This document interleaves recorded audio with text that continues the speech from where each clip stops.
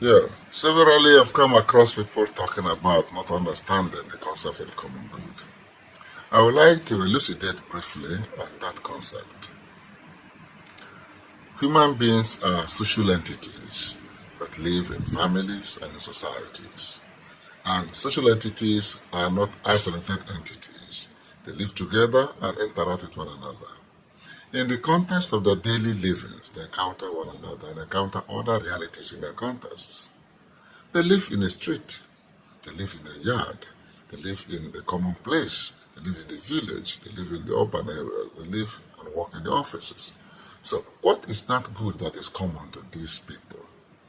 The common good is that good, overall good, that does the society well, upon which everyone benefits, and the good is not diminished by the benefit A has from the good.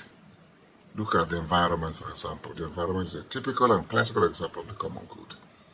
When the environment is clean and protected, we depend on it. When it is clean, healthy, we live clean and healthy. Look at if the place is clean, the environment is clean, the field is clean, the streets are clean. We enjoy the cleanliness, the good air that we breathe is a common good of the people. Look at our infrastructures built for the services of the people. There are simple pipe-borne water in our villages, displayed everywhere. Who owns them? The public. It is serving the public good. Look at the electricity cables and all that, and the way we vandalize them, believing that we're doing somebody a harm. But we are injuring the common good when we do that. When we refuse to participate in those activities that promote the good of others, then we're injuring the community, we're injuring the common good. And so the common good requires of us some level of commitment that we'll be able to serve, that others be served, others be happy. Things we could do to make people benefit from the common wellness of society is a contribution to the common good.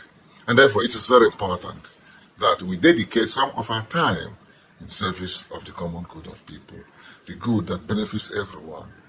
Not only the present generation, but if generations yet. Look at, for example, the seas, the rivers around us, how do we handle them? Do you know that the rivers, all that are on earth belongs to all of us, they belong to the common good. It's the good of the earth. It's not for the present generation, it's for the generation to come. And in relationship to generation to come, we're talking about sustainability. How am I expected to use the natural resources in such a manner that I'm conscious of the fact that future generations will depend on these natural resources for their own sustenance? So that brings me to the point of stewardship. How do I do that? So I want able to serve the common good in the spirit of stewardship, accountability, and sustainability. Realizing that I must not be selfish, it's not for me alone, it's not for me. Because life is for all. God made us all and put us in the world.